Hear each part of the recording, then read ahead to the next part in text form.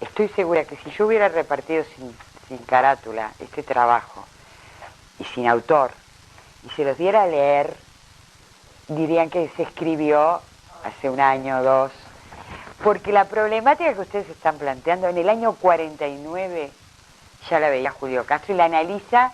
Yo les sugiero que lo lean este trabajo. ¿Cómo? Y también la formación, porque la cantidad, el país no forma la cantidad necesaria profesionales para la educación media. Esa es una de las cosas principales. La vigencia que de lo que él plantea acá es algo tan impresionante. Que yo sugiero que todo maestro, y no solamente todo maestro, todo el que está en el ámbito de la educación primaria ocupando cargo de dirección tiene que leerlo, porque trabajado muchísimo la enseñanza inicial y primaria, es absolutamente transferible lo que plantea. Claro. Yo quiero voy a trabajar en dos niveles con este material. Voy a trabajar lo que él dice y tratar de enmarcarlo, porque la vigencia no solamente está que, bueno, en el año 49, ¿por qué en el año 49 ya planteaba esto? Que acá hay aspectos que lo muestran, lo que yo les decía hoy, cuando hablábamos del tema de desarrollo de educación, ¿dónde está el carácter de figura del pensamiento destacable dentro del pensamiento pedagógico? Porque capaz que esto que decía Julio Castro, si lo ponemos a ustedes, también en aquel momento capaz que también es decir, el que lo pudiera ver con tanta claridad en ese momento. Porque estamos hablando del año 49, donde la educación secundaria estaba años luz de ser obligatoria, y mucho menos de que alguien lo planteara como algo. Él ya habla de la necesidad del liceo para todos en el año 49. En el año 66, cuando él en este trabajo de desarrollo de educación rescata nuevamente la idea de una educación secundaria para todos, reitera una idea que ya la planteó en el 49. Repito, años luz. Es decir, lo que llama la atención de Julio Castro, como llama la atención, no, es destacable, la claridad con que veía contemporáneamente los procesos. Que no todos tenemos esa posibilidad. Nos damos cuenta, bueno, los podemos analizar mejor después que transcurrieron X cantidad de años. Entonces tenemos la perspectiva, tenemos estudios hechos. No, él lo veía contemporáneamente. Yo creo que eso es uno de los elementos que lo muestran realmente como una personalidad muy brillante, ¿no? Bien, yo sinteticé es muy difícil sintetizar porque aborda tantas cosas en este tema de la coordinación de primaria y secundaria, que realmente sintetizar me costó, lo confieso. Bueno, hay dos ideas centrales que emanan de este trabajo de él, ¿no? El impulso tenía claramente una visión muy democratizadora de la educación, que aparece muy claro en este trabajo. Es decir, un modelo educativo apuntaba y apostaba a un modelo educativo democratizador, y esto se ve en el reclamo que él hace ya en el año 49 de universalizar la educación secundaria. Por eso también muestra su capacidad, no solamente podía mirar el sistema en su conjunto, no trabajó ni analizó ni estableció conclusiones a nivel de la educación primaria, que era su ámbito natural, donde se había formado y donde se desempeñó fundamentalmente como docente, como director, como inspector, sino que él miraba el sistema en su conjunto, ¿no? Él decía que entre primaria y secundaria tenía una doble característica esa relación, que era desarticulada y que se daba un dualismo que él llamaba artificial entre las dos. Ahora vamos a ver qué quiere decir esto. Dualismo artificial porque decía que si bien eran instituciones diferentes, pero que cumplían una misma función, o que deberían cumplir una misma función, ¿no? Bueno, muestra en esa relación la inadecuación. Ahora vamos a desarrollar cada una de estas ideas, ¿no? La inadecuación entre lo que el alumno sabe y lo que se le exige cuando pasa de primaria a secundaria. Bueno, y la otra idea central es la unidad del proceso educativo, unidad dada por el educando. Ahora vamos a ver qué quiere decir cada una de estas cosas.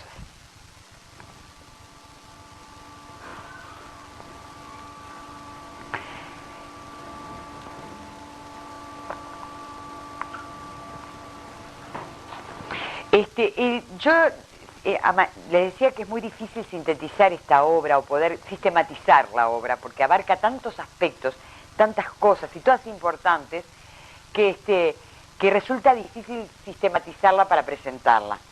Yo diría que si uno fuera a tomar dos ejes vertebradores de esta obra, son dos.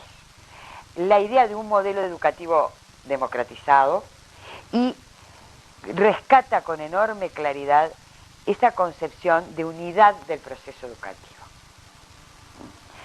Por eso la obra tiene mucho de pedagógico, pero mucho de didáctico también, porque hay una mirada pedagógico-didáctica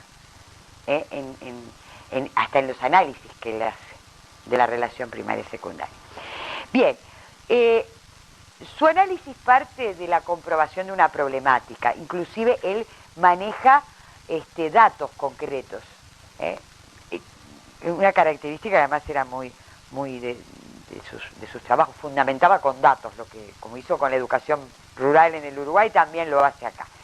Y sobre todo el punto de partida de este trabajo es la comprobación de dos graves problemáticas.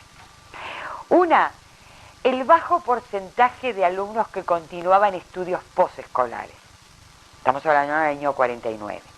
Solo un 15% de los alumnos que terminaban el ciclo primario en el año 49 continuaban estudios en secundaria. 15%, el 15%. Ese para él era una problemática. Y la otra problemática, el alto índice de fracaso en el primer año de la educación media. Como una película que ya les contaron. Él calcula, él da datos, por ejemplo, dice, les digo un dato, para no voy a aburrirlos con datos, dice, por ejemplo, en el año 47, dice él, del conjunto de alumnos que llegan a secundaria, solo un 31% promueve, un 34% va a examen. ¿Se acuerdan que en aquel momento el plan de 41, que era el vigente en secundaria, había opción de examen a diciembre, examen a febrero? Bueno, un 34% iba a examen general, no examen en una asignatura. Y un 34,95, o sea, casi un 35% era eliminado. O sea que casi un tercio de los que ingresaban, 34,95, casi un 35%. O sea, casi la tercera, es decir, un tercio prácticamente de los que ingresaban fracasaban. El plan 41 establecía, se podía ir hasta 3, más de 3 iba a examen total, que podía ser en diciembre, si era, o si directamente se podía ir a examen en febrero, que era el paso previo a la eliminación. Cuando te mandaban a examen a todas en febrero, era como el paso previo a que no saliste eliminado por esto. Bien, entonces él parte del análisis de esa problemática. El alumno salía desde ser tomado de una visión conjunta a ser tomado cada uno de un área, porque estaba siempre... Y ese es uno de los problemas que él dice. Y ese es uno de los problemas. Es lo que él llama la inadecuación, o la desarticulación. Ese es uno de los aspectos. Esa desarticulación era consecuencia, Él pone un ejemplo acá que recomiendo su lectura de lo que era la enseñanza de la matemática.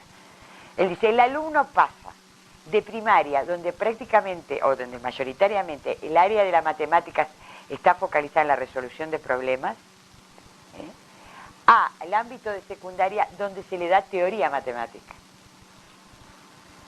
Es decir, ¿por qué hablamos de suma? ¿Por qué hablamos de resta? Entonces dice, en los hechos, el conocimiento que le transmite secundaria es más fácil.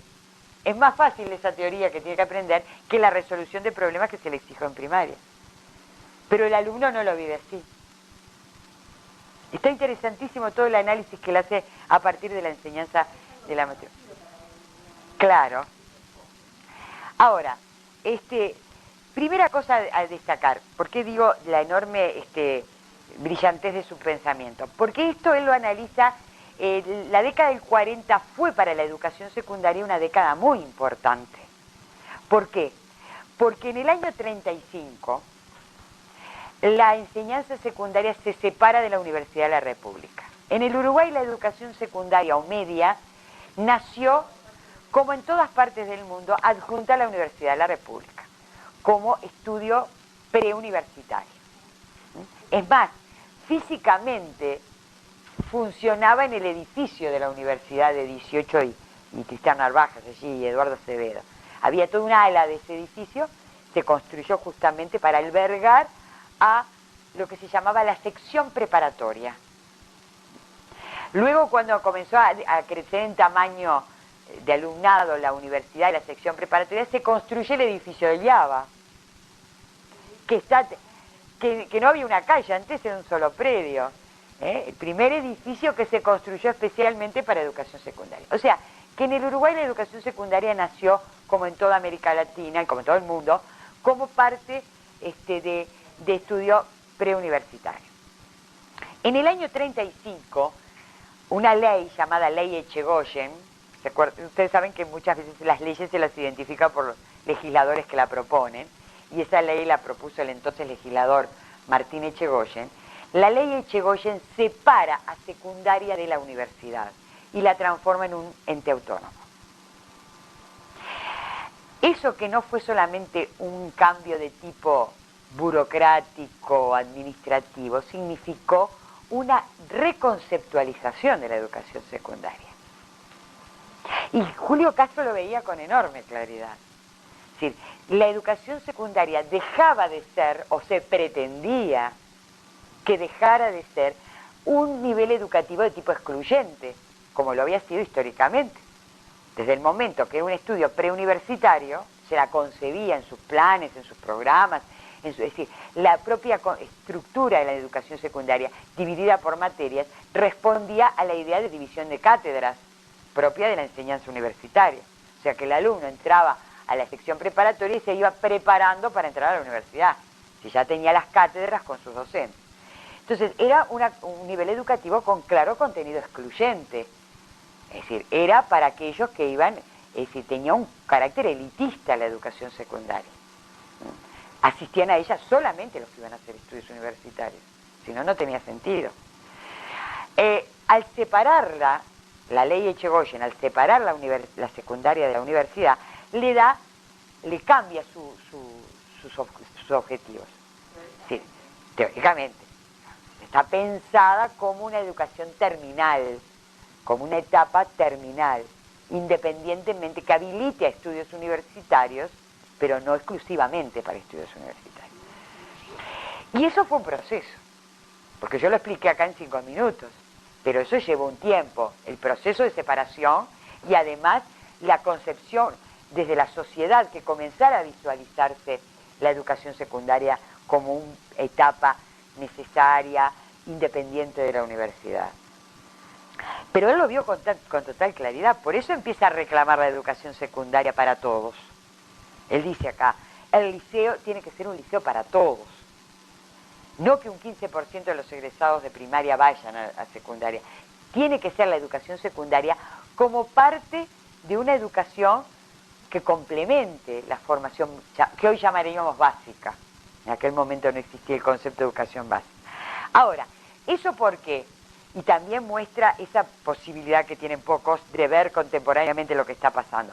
Eso se explica en el contexto del Uruguay de la década del 40, porque tampoco es casualidad que la educación secundaria se separa de la universidad en la década del 40. Se separa por una necesidad que viene del nuevo modelo que se está implementando en el país, el modelo de la industrialización de sustituciones, el modelo del Estado benefactor.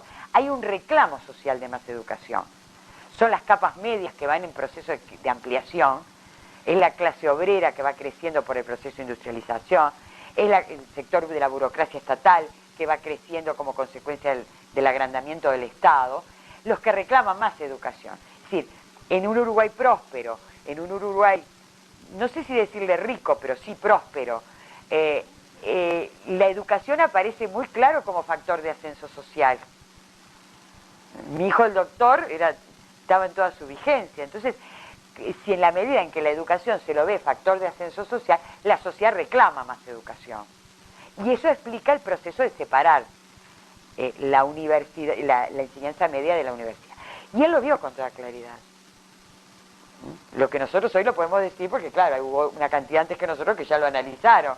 Pero esto que 60 años después lo vemos, ella lo veía en la década del 40. Es decir, la necesidad de repensar la articulación entre primaria y secundaria, y le está haciendo un llamado a la enseñanza secundaria que se reorganice, porque ahora está cumpliendo otros fines sociales.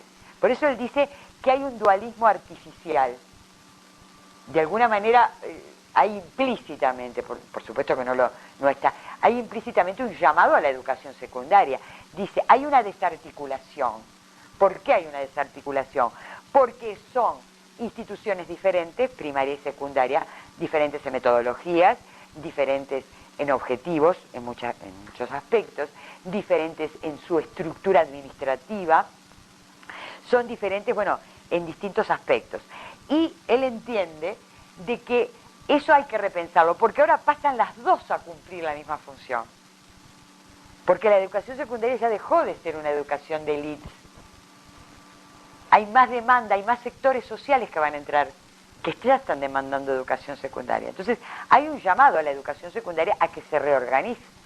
Porque hay un dualismo que es artificial, porque en realidad son dos instituciones, primaria y secundaria, que están trabajando sobre la misma realidad. Y seguimos al día de hoy, y esos aspectos habrán sido mejorados, pero no han sido superados. Dice, por ejemplo, él dice en este trabajo, dice, los tiempos han cambiado. Sin duda está aludiendo a ese proceso del Uruguay industrializador que está en proceso de expansión industrial, ¿no? Dice, los tiempos han cambiado. Una necesidad creciente ha hecho que la enseñanza secundaria en pos de la primaria se extienda ahora con igual grado de universalidad que aquella. Hoy no se concibe un ciclo completo de cultura elemental sin el aporte del liceo. Año 49 lo está diciendo. Y cualquier padre sabe que si no manda a su chico a cumplir estudios posescolares, de los cuales el liceal es el más general, está desertando de su deber de dar educación a sus hijos. Es más, él dice, hasta donde tenía una enorme claridad de lo que estaba pasando, él dice que en esa década del 40 se está jugando en relación a la educación secundaria lo que en 1870 se jugó en torno a la educación primaria. La gran lucha de la que la reforma bareliana forma parte por universalizar la educación primaria, porque fue una lucha, ese proceso lo estaba viviendo, dice él, en la década del 40 la educación secundaria. Pasaron 20 años de esto que él dice para que recién se la reconociera como un nivel educativo obligatorio. Sin duda, y ese es un aspecto que él analiza. Bien, dice, yo rescaté acá 2 o 3 cositas que me parecen interesantes, pero repito, les sugiero, porque además es una lectura muy ágil. Sí, yo lo saqué de la biblioteca del Instituto Normal, porque yo tenía un ejemplar que lo presté una vez y lo saqué de la biblioteca del Instituto Normal. Sí. Dice, vean ustedes lo que él dice en el año 49. Hay en este momento, desde el punto de vista de las funciones y los fines, una casi total identidad entre la escuela y el liceo. Y sin embargo, desde el punto de vista de las instituciones, la diferencia entre una y otra es total.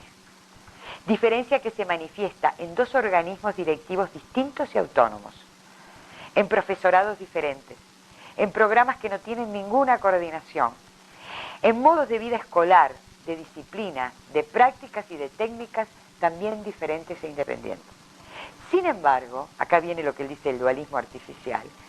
Las 2 instituciones cumplen la misma finalidad educativa, con los mismos alumnos, y es el niño, en la peor época de su vida, el que debe resistir y superar los choques, las torsiones, las fracturas que surgen de la diferencia de instituciones, de personas, de planes, de fines y de modos de vida que le impone el pasaje de la escuela al liceo.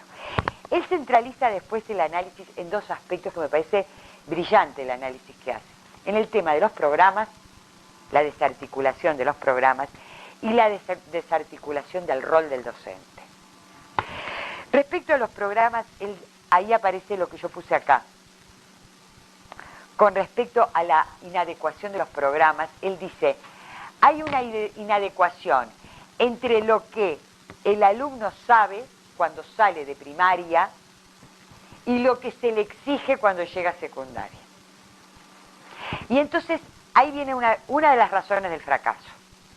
Y entonces dice, el fracaso no radica en problemas de conocimiento que lleve el alumno.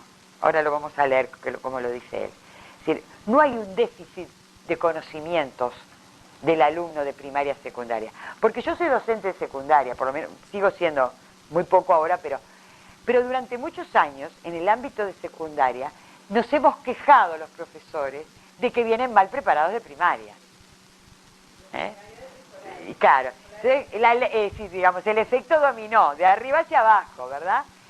Entonces, eso evidentemente ya se planteaba en la época, porque él dice, no hay un déficit de conocimiento, hay un problema de adaptación. Ahí radica el problema, dice él. Dice, lo que el escolar lleva al liceo no es una falla de deficiencia cuantitativa en los conocimientos, es una crisis de adaptación. Hay de lo escolar a lo liceal una sustitución de métodos, de técnicas, de fines. En la escuela se tiende a despejar situaciones de orden práctico, en el liceo se especula en torno a conocimientos teóricos.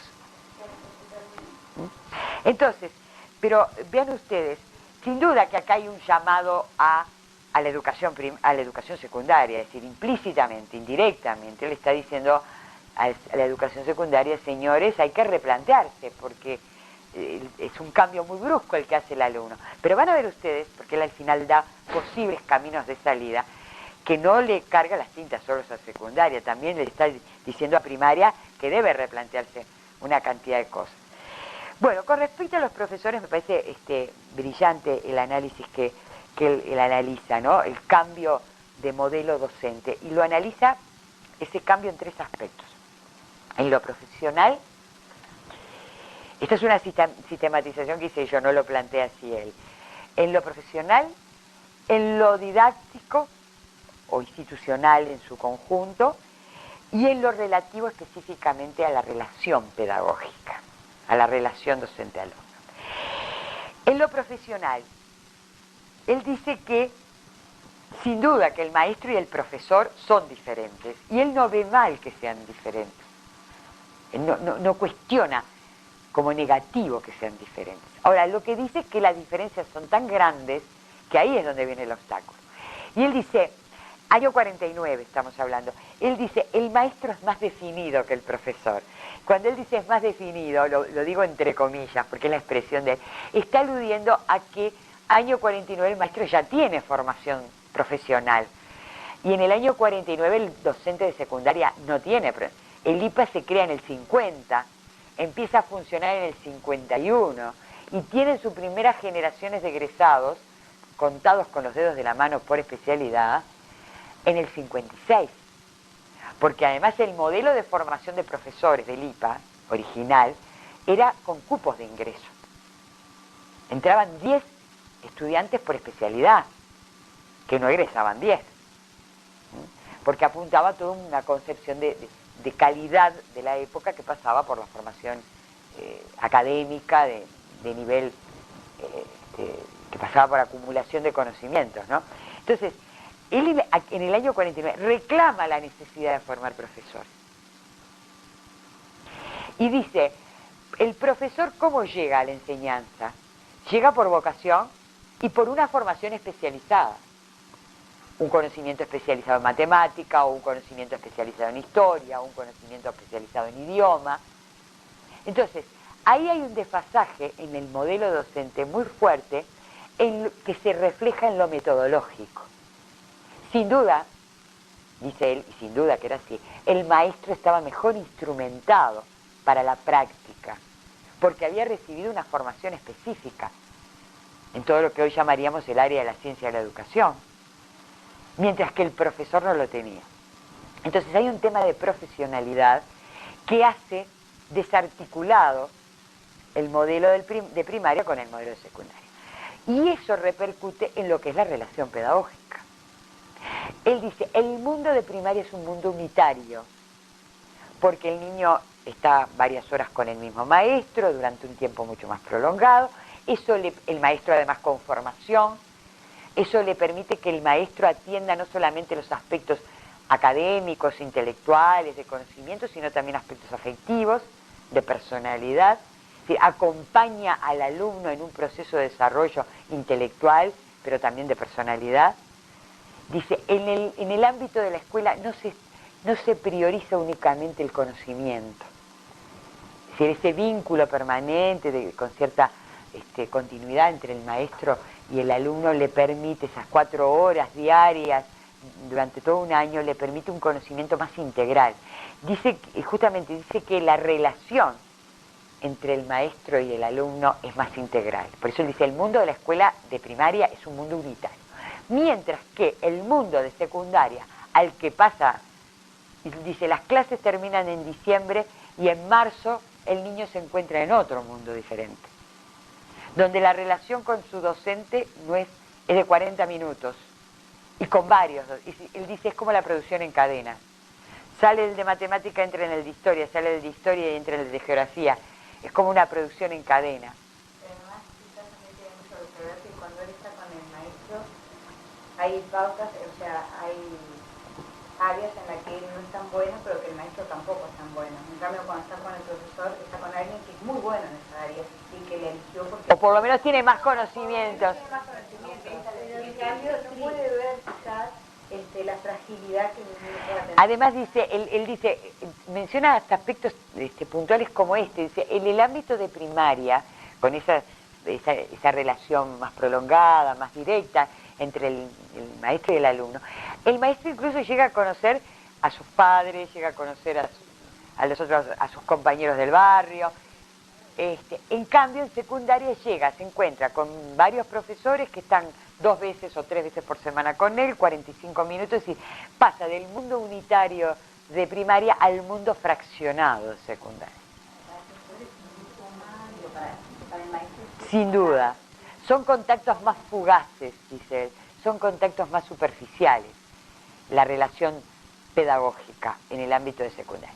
Ahora, y está el otro aspecto, porque están encadenados los 3 aspectos, que está el otro aspecto que sería más el didáctico, que mencionaba creo que la compañera hoy, que pasa de un solo docente a varios. Un solo docente que le sintetizaba el conocimiento a varios que le sintetizan o no, porque en el espacio de tiempo con que se relacionan a veces no da para la síntesis del conocimiento. Entonces, ¿qué pasa con todo esto? Dice él. En definitiva, todo esto, el que es víctima de todo esto es el alumno. Él habla de la torsión del alumno, me gustó esa expresión. Dice, el alumno está sometido a una torsión. ¿Qué quiere decir eso? Que está librado a sus propias fuerzas. Depende de la flexibilidad que tenga para adaptarse al cambio. Algunos lo logran y sortean con éxito y otros no lo logran, pero no tienen tampoco los apoyos. Entonces, por eso él rescata como otra idea la unidad del proceso educativo. Vean lo que dice, me parece, además de una enorme condición humana, como dice esto, dice, y hasta ahora no se ha podido lograr la comprensión de un hecho simple y elemental, que el proceso educacional que cumple un niño que cursa primaria y después sigue en el liceo es uno solo, que no haya 2 procesos fraccionados ni 2 modos de educación distintos. La unidad del proceso educativo la da el educando y no las instituciones o los programas. Querer que el niño se haga al modo escolar o al modo liceal, tomando la expresión modo en su más amplia generalidad, es poner la carreta delante de los bueyes. Los niños no se hicieron para la escuela o el liceo. Liceos y escuelas se hicieron para los niños. En definitiva, pues, los motivos de fracaso que nacen de los programas y planes de estudio en el tránsito de primaria a secundaria tienen su raíz en el hecho de que se les ha considerado a estas 2 enseñanzas como si fueran 2 y en la realidad del educando, que es la única que cuenta, no son 2 sino una sola. La unidad del proceso educativo no la da la organización de las instituciones ni él o los programas ni los planes de estudio. La da la vida del educando, que es una continuidad sin transiciones ni dualismos. Y él dice en un momento determinado, termina las clases en diciembre y en un mes y medio, 2 meses, empieza y el niño en definitiva es el mismo. Me parece de una enorme visión del alumno, y acá aparece la influencia de la escuela nueva en él, de ver al alumno como individualidad, en su integralidad. Por eso dice, las escuelas y los liceos no se hicieron, los niños no se hacen las instituciones para los alumnos, no los alumnos para las instituciones, ¿no? Llega también a los padres. Claro. A la instancia de cursar el liceo, como que se ven impuestos por un sistema que en alguna medida les está diciendo, sin decírselo capaz que sí. No tienen por qué ir tanto al liceo claro. que a la escuela. Exacto. Y bueno, y llevó muchos años, y yo creo que miren, yo siempre cuento la experiencia. Yo empecé a dar clases en secundaria a comienzos de la década de los 80, ¿no? Aunque yo me recibí por el año 77, 78, bueno, en época de dictadura los egresados del IPA éramos postergados, ¿no? Así que para allá, con el año 82 empecé yo a dar clases. Yo recuerdo en el año 82, en reuniones de profesores, sentir colegas que decían, bueno, fulanito, un alumno de bajo rendimiento, bueno, no, habría que sugerirle que lo manden al auto. No es para ser secundaria. O sea, esa concepción elitista de la enseñanza secundaria, en el año 80 todavía puedo dar fe que seguía vigente, aún en el propio profesorado.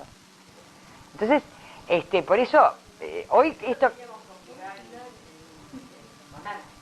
Claro, ese estigma de la enseñanza técnica, que sigue muy... Por lo menos doy fe que hasta la década del 80 seguía presente dentro del propio cuerpo docente, por lo menos de secundaria. Entonces, por eso digo que esto que dice Julio Casas tiene una vigencia enorme. Él en el 49 ya bregaba por una educación secundaria tan obligatoria como la primaria. Bueno, él propone soluciones, plantea la necesidad, por eso digo que no le carga solo las tintas a secundaria, también a primaria. Dice, se necesita empezar por generar una comisión mixta de docentes del ámbito de primaria y del ámbito de secundaria para replantearse todo el modelo institucional, los programas, la metodología, los fines, la organización, la estructura, el funcionamiento. Y él propone algo que después la reforma educativa lo rescató como baluarte, como bandera, pero Julio Castro no lo especifica demasiado en este trabajo. Por eso digo, puede darse lugar a distintas interpretaciones. La necesidad de un paso como intermedio, allí una franja media gris entre el blanco de primaria y el negro de secundaria, una cosa así. Él dice, bueno, él sugiere que sería interesante en las escuelas donde hay varios sextos años que el alumno no trabaje únicamente con su maestro, sino que pueda un maestro trabajar de sexto con todos los sextos en distintas áreas en las que se siente. Claro, el tema de las áreas integradas creo que viene un poco apuntando, no conozco, no me meto a opinar de algo que no conozco, pero lo que he oído puede ser que venga por este lado. Y él dice, también secundaria tiene que repensar del primer año en que llega el alumno, no enfrentarse a tantos docentes, unificar de alguna manera. Pienso que, sin duda, una de las razones que justificó la creación de la enseñanza por áreas fue, sí. Y no en vano nos sacaron en 1996. Claro. Justamente se hizo las áreas de compensación y hacíamos técnicas de estudio, se hacían los 15 días primero en marzo, cuando entraban al primer año, para integrarlo de alguna manera para que no se notara tanto el cambio tan fuerte que tenían de pasar de primaria a secundaria. Hay una experiencia que yo la conocí a partir de la visita que hice con grupos de pedagogía del IPA a instituciones educativas. El liceo número 30, que es el liceo que está en Rivera y Propios, Valle Ordóñez, desde hace muchos años tiene como proyecto de centro el liceo, tiene una dirección que viene desde hace muchos años, ¿no? Y desde el comienzo, desde el año 99 o desde el 2000, desde el 2000 que tomó la dirección, la actual directora, tiene como proyecto de centro la coordinación entre primaria y secundaria. No conozco muy a fondo porque mi conocimiento del proyecto es a partir de visitas que yo he hecho con los estudiantes del IPA. Pero, por ejemplo, tienen instancias, ya empiezan desde comienzo de año a trabajar con las escuelas de la zona. En 1994 ya lo tenía, porque yo era directora de la escuela 72 en Japón. Y ya se vinculaban. Y la que recibe, y muchos alumnos de allí la reciben en el 30. Sí, y ya tenían. Teníamos el trabajo, ya hacíamos el trabajo. Bueno, se ven con maestros, los estudiantes de sexto año visitan liceos de el liceo, los estudiantes de sexto. Secundaria tiene un grave, entre los muchos problemas que tiene secundaria, es la poca estabilidad de los docentes en los centros de estudios, ¿no? Es mucho más cambiante el personal docente.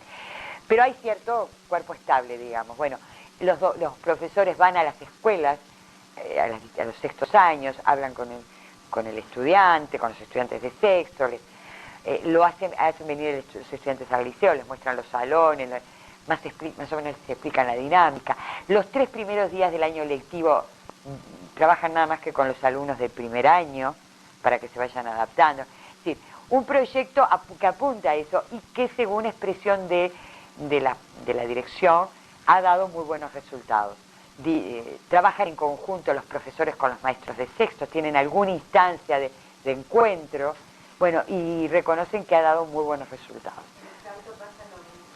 Sí. Sí. Yo creo que hay un problema también de fondo, que es el que para el adolescente no hay todavía ninguna institución educativa pensada para esa etapa. Porque todo esto que estamos hablando también parte de la idea de que, bueno, sale de la escuela y se hace adulto. Entonces, adaptate a que tenés un montón de materias, un montón de cosas, y no se lo contemplan eso. Yo también esto lo empecé a pensar viéndolo del otro lado, cómo se comporta el adolescente en la escuela, que tampoco encaja. Es horrible ver esos gurises que están con 14 años en sexto año y no quieren saber de nada, no hay ninguna propuesta en la escuela que los motive ni los contemple. Entonces como que me puse a pensar en eso, que no hay ninguna institución educativa para el adolescente. Es algo que poco a poco me parece que está cambiando un poco, como lo mismo pasa en el ámbito de la salud. Pasaban del pediatra al médico de adultos. Claro. Y ahora un poco se está entrando como a pensar en algo intermedio. Claro, porque además también en la propia historia, el reconocimiento del adolescente la adolescencia como una etapa con características propias es relativamente tardío. Fue primero el niño reconocido, y ya costó bastante que el niño fuera reconocido, la etapa de la infancia como una etapa con características propias. El adolescente fue más tardíamente reconocido, ¿no? Bueno, y sin duda que uno de los aspectos que él más reclama es el tema de la profesionalización de los docentes, de los maestros, de los profesores de secundaria, que es un aspecto que él reclama en varios pasajes del trabajo. Bien, dejé para lo último la obra que ustedes más conocen, estoy segura que es el Banco Fijo y la Mesa Colectiva. O sea, que yo digo que por lo menos de los trabajos de Julio Castro que yo accedí, es el de más pura teoría pedagógica, porque en todos sus análisis siempre hay un aterrizaje a la realidad, ¿no? Por esa dimensión social que le hacen sus análisis. Yo creo que el Banco Fijo y la Mesa Colectiva es el más de más pura teoría pedagógica, ¿no? Como ustedes saben, él parte es una obra del año 42, en el año 42, él publica, 41 o 42, ahora me entró la duda, a ver, en el 42, publica esta obra, donde a partir de la comparación del mobiliario escolar, él analiza las dos grandes corrientes pedagógicas del momento, ¿verdad? El banco fijo como símbolo de la escuela tradicional y la mesa colectiva como representativa de la escuela nueva. Pero además lo interesante de la obra es que él la analiza en dos planos. Es decir, primero lo analiza desde un plano, digamos, en la coordenada tiempo, ¿no?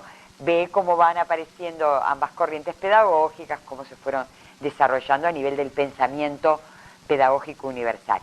Pero después hay otro plano de análisis, que es el del lugar, como digo yo, que es el análisis de cómo aterriza en el Uruguay esos dos modelos pedagógicos, de la que indudablemente él desde el comienzo al final de la obra explícitamente se manifiesta que adhiere a la escuela nueva, ¿no? Rescata el tema, toda la propuesta pedagógica de la escuela nueva.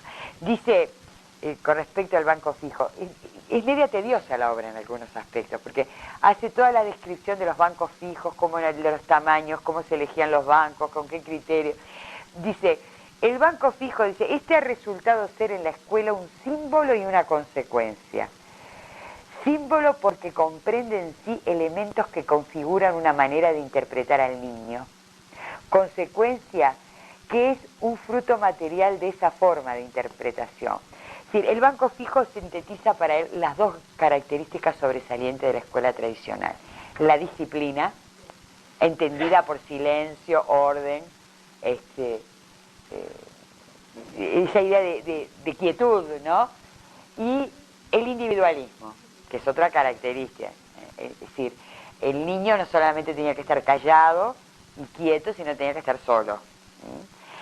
Bueno, explica cómo nace el Banco Varela, que el Banco Varela no viene de José Pedro Varela. Siempre me acuerdo cuando yo lo leí, dije, ay, no era de José Pedro, sino de Jacobo, que es el que lo manda a hacer en el año 87. Pero yo siempre tenía la convicción de que era José Pedro el que había... No, era de Jacobo Varela. Bueno, y hace un rescate, sin duda, y cuando él ve cómo aterriza la escuela, quiero rescatar dos cosas de esta obra. Cuando él hace el aterrizaje de la escuela tradicional en el Uruguay, bueno, él dice, sin duda, la figura de Varela es fundamental en la conformación de todo el modelo de la escuela tradicional. Pero él rescata la figura de Francisco Berra, una figura que en la historia de la educación ha sido muy olvidada, rescatada por Julio Castro y después no muy rescatada por otros pensadores que han estudiado un poco el proceso del pensamiento pedagógico nacional. Y él dice, la escuela tradicional en el Uruguay entra de la mano de los dos. Sin duda que Varela es el que sobresale, porque él dice, Varela fue ante todo un pragmático, un hombre de acción. Es decir, Varela tuvo rápidamente claro qué era lo que en materia educativa había que hacer en el Uruguay, y lo hizo, ¿no? Es decir, fue más un hombre de acción. Y con Varela entró toda la vertiente, digamos, de la tradición de la escuela tradicional norteamericana, de Horace Mann, la escuela positivista.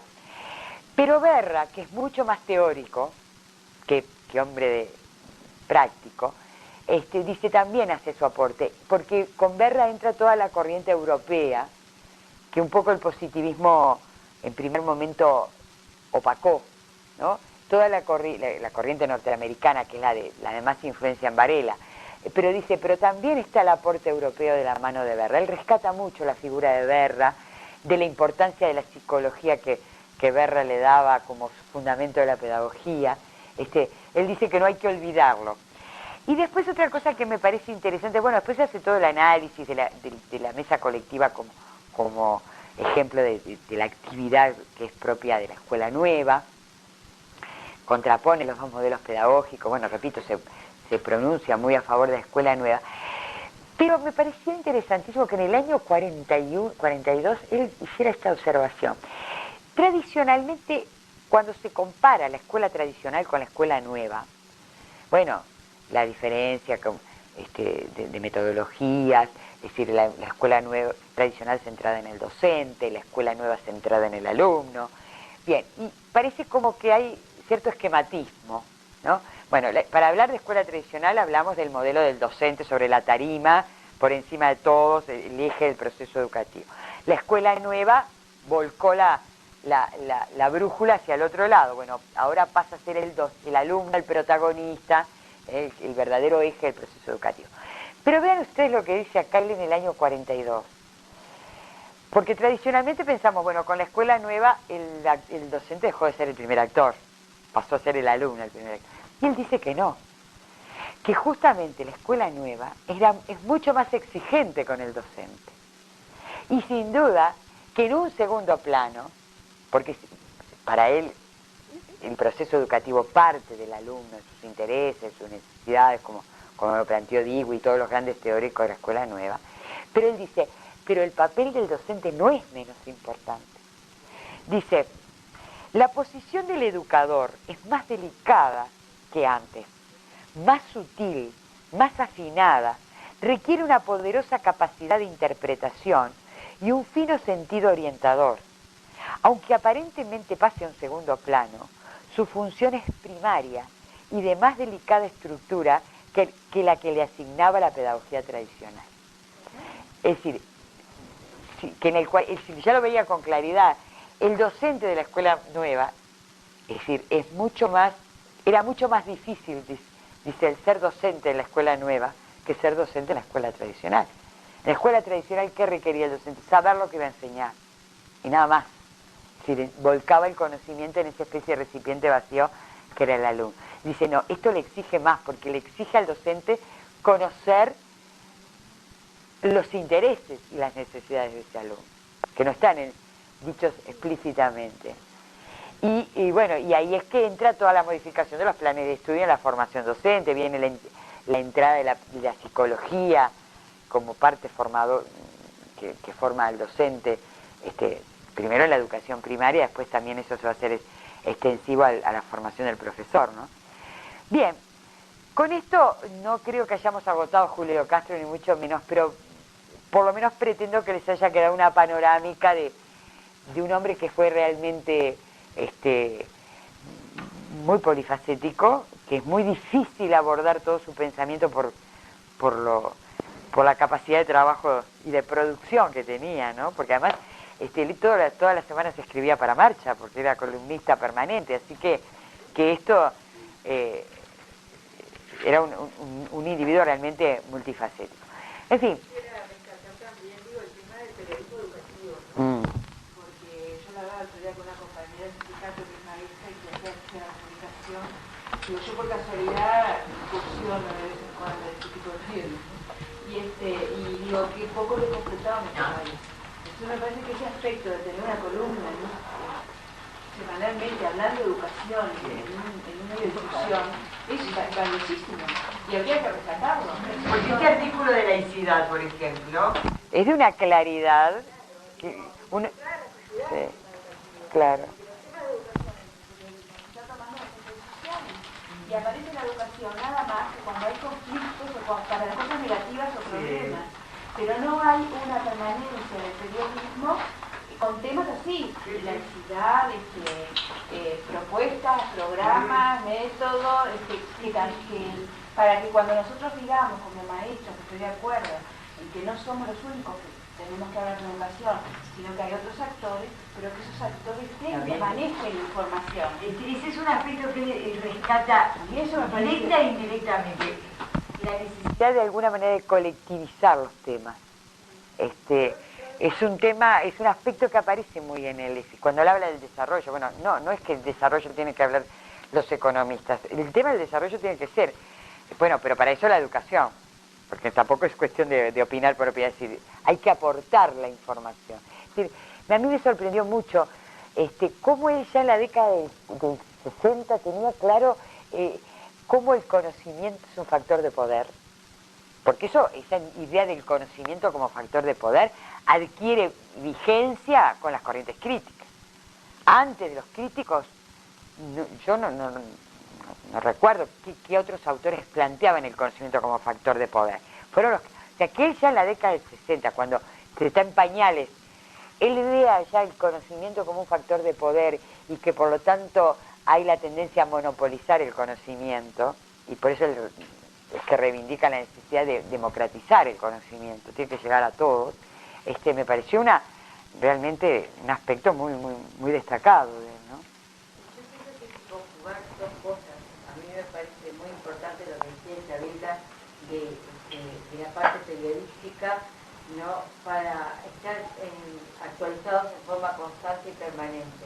Y otra cosa, ¿no?, que tú decías, era cómo él podía mirar la realidad, analizarla, ¿no?, y de forma tan clara expresarla. Claro, sí, contemporáneamente.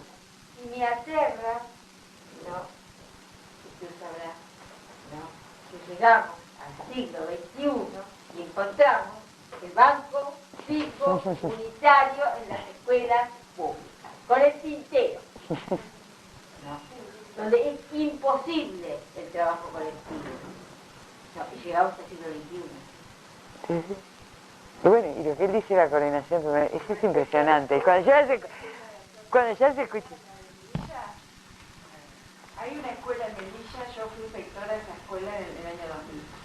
Hay una escuela en Melilla que yo quedé así asombrada. Lograron con un carpintero de los bancos fijos hacer unos bancos y unas mesas que son un lujo. Y yo le pregunté a la directora, esto no lo presentaron en primaria porque con el mismo material. Sí se presentó. Reciclaje, digamos. José Miguel Bonifacino explicó cómo se cagaban, se cortaban y se ponían, no, y se hacían, y se hacían. Pero realmente lo que hago, porque y empieza a ver que son los bancos, pero fueron hechos de otra manera y son unas mesas preciosas colectivas. Se cortaban de determinada forma. Lo hizo una comunidad. En muchísimas escuelas se hicieron, pero de todas maneras todavía se encuentra. Bueno, Se encuentra en un banco unitario. Pero yo voy a decir una cosa, más allá del elemento, nosotros también acá estamos, si querés, en una silla fija. Depende de, claro, no, ya sé, pero también es adulta la docente y también están los que están, ¿verdad? Digo, no por esto voy a ser necesario, pero también depende. Yo todas estuvimos en escuelas bancos fijos. Sin embargo, yo decía, gracias a los bancos, yo por lo menos, a mí no me hicieron vivir el banco como algo tan negativo. Y no fue por eso, sino fue por las propuestas, la metodología que usaban las maestras. Estaban en esto de la escuela nueva. Digo, obviamente yo fui en la época de los 60, pero trabajábamos en equipo. Y fue bastante feliz mi estadía como escolar del banco. No estás traumada. No estoy traumada. Y también hay No estoy escuelas traumada. que Con ponen esto los bancos se pone. alrededor. Yo también cuando tuve en quinta de los bancos, no eran así. Hacíamos circular, digo, no es tampoco tan. Creo que no pasa tanto por eso. Pasa por la metodología. Es por una metodología y una mente. La abertura no es Sí, te da como yo creo que es mucho más fácil enseñar con el modelo del banco fijo. Es mucho más fácil. ¿Eh? Claro. Y además la concepción, todos quietos, bueno, transmitimos, registran, evaluamos y otra cosa, ¿verdad? Ver los productos y no los procesos, es más fácil. Ah, sin duda, ni que hablar. Pero digo, la tendencia a ir al modelo del banco fijo es un poco porque es la salida de emergencia, como digo yo. Bueno, ha sido un placer. Cualquier cosa estoy a disposición y dejo este material y bueno, cualquier consulta que pueda aportarles, encantada. Muchas gracias a ustedes. Gracias. Nada aplauso.